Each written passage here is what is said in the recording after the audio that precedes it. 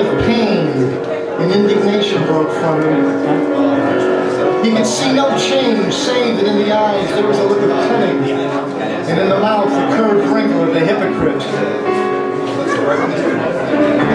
The thing was still loathsome to him, even more loathsome than before, and the scarlet dew that spotted the hands seemed brighter and more like blood newly spilled. And then he trembled. Why was the stain larger than it had been? It seemed to have crept like a horrible disease over the wrinkled fingers, and there was blood on the painted feet, as though the thing had dripped blood even from the hand that had not held the knife. His eye fell on a large purple satin coverlet. It was heavily embroidered with gold. It would serve to wrap the dreadful thing in. It had perhaps served once as a pall for the dead, and now it was to hide something that had a corruption of its own, something worse than the corruption of death itself, something that would breed horrors and yet would never die. What the worm was to the corpse, his sins would be to the painted image on the canvas. They would mar its beauty. They would eat away its grace. They would defile it. They'd make it shameful. And yet the thing would still live on. It was too late now. It would be always alive.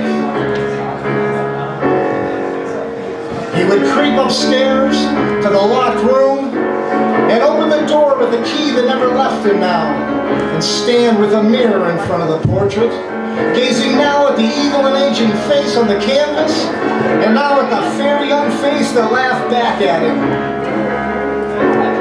The very violence of the contrast quickened his sense of pleasure, and he grew more and more enamored of his own beauty, more and more interested in the corruption of his own soul.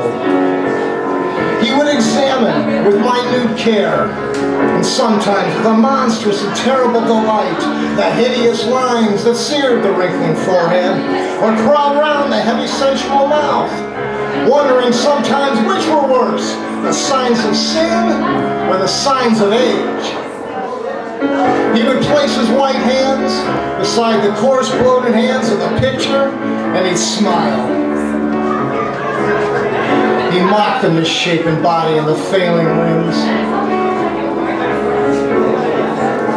There were moments at night when he would think of his own soul with pity. But moments such as these were rare.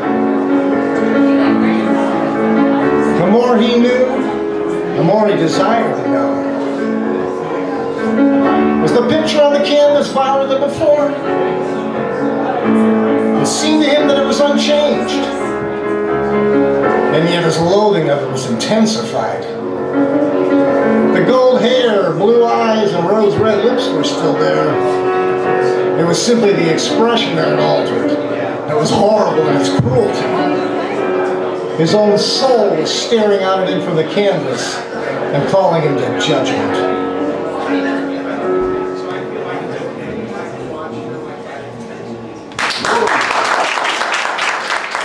Thank you so much.